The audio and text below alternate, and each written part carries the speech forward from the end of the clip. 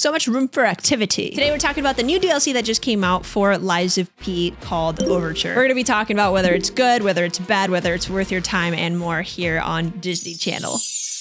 Sorry, I'm acting a fool because I got all this space now that I'm standing up. Let's be a little bit harsh and honest right off the bat. There aren't many studios that have been able to pull off the Souls-like formula as good as or to the standard of a From Software game. And so for another development team to take on this massive task and blow it out of the park in the way that they did is really fucking outstanding. And I'm excited to talk about it with you guys today. There have been many studios that have tried and many have failed, but with Lies of P, they managed to match the quality and the gameplay feel of a FromSoft Souls-like game while still making it something unique and fresh. Unfortunately though, towards the end of the game, it felt like it had squeezed all of the creative juice out of the creative cow already, and they were grasping at straws to match the environments, enemies, and atmosphere that they had in the beginning of the game, making it an experience that didn't necessarily get worse over time, but it didn't get better, causing it to feel a little bit repetitive and stale. I had a hard time getting through that game. With that being said though, it's still one of those games that the gameplay is so good, it's so solid and satisfying that I've always recommended it to other Souls-like nerds. And now having played through the DLC, I can definitely recommend it because it is a banger. I almost wish that the DLC was released as a standalone game because then you would only have to pay the $30 up front for an 18 to 20 hour experience versus having to buy the base game, play through the base game up until chapter 9, I believe is when you can start playing the DLC, and then buying the DLC on top of that to be able to play and experience through that. It is definitely a much better experience than the base game because it brings a lot of variety to the table, and it starts with a banger, the middle of it is a banger, and it ends with a banger. You know what I mean? So it's one of those experiences that just is super satisfying through and through.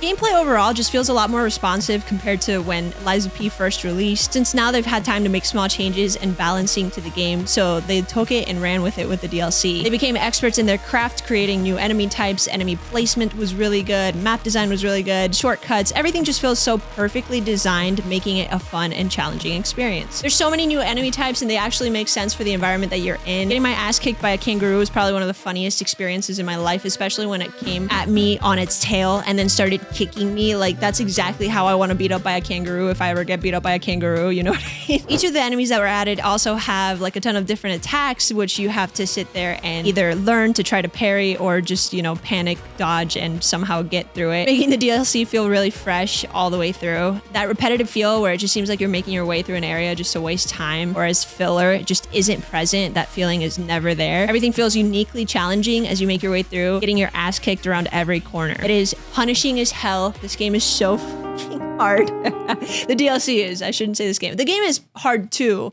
but you can overlevel for the game. The DLC seems like it's just like a little extra punishing, which is traditional for Souls-like games to add a DLC that is substantially more punishing than the rest of the game. Every room is beat me up simulator, especially if you're barely the level you're supposed to be to get into the DLC. So to my New Game Plus folks, rest in pieces. It's already ridiculous on its own. I can't even imagine it on like New Game Plus 6 playthrough. Dude, relax. They do, however, offer a lower difficulty now, so it's a little bit more friendly to players that aren't maybe sweats like myself, but I haven't tried it myself, so I'm only speaking about this game and the DLC from vanilla experience. New weapons were a nice addition, but honestly, it's expected and necessary in a Souls-like DLC. I wouldn't say any of them stood out to me as the coolest thing I've ever seen in my life, but they definitely introduced a fresh gameplay feel, especially with this ranged weapon. They give you the bow in the beginning of the game, and it feels like it's just such a nice addition. Just for example, you're running through an area and there's an enemy that you can't necessarily get to because there's no jumping in this game. Jumping isn't allowed.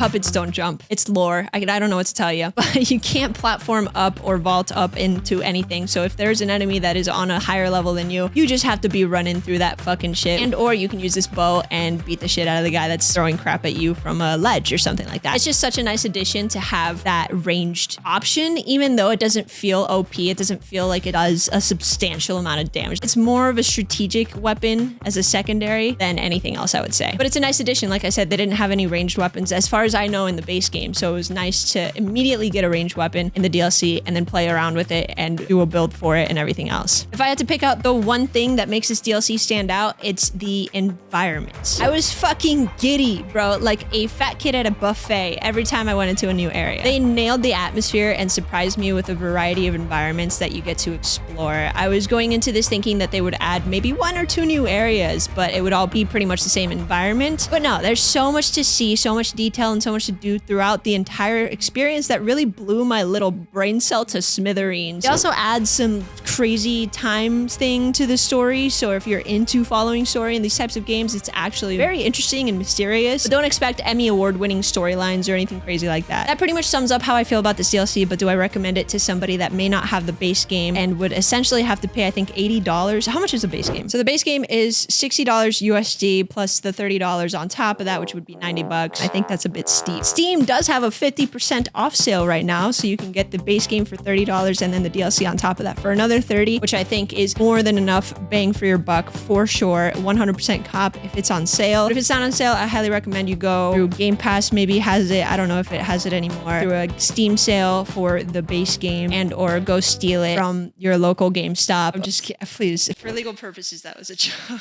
But yeah, if you already own the base game and you already enjoy it, this is definitely like 100%. Why don't you boot it up already? Go buy it and boot it up. It's time for you to play the DLC because it is so worth it. It is so fun. It is so much better than the base game. Highly recommend it. All right. Thank you so much for watching me yap for however long this video is. I appreciate you guys, and I'll see you guys in the next one. Don't forget to follow, like, and subscribe.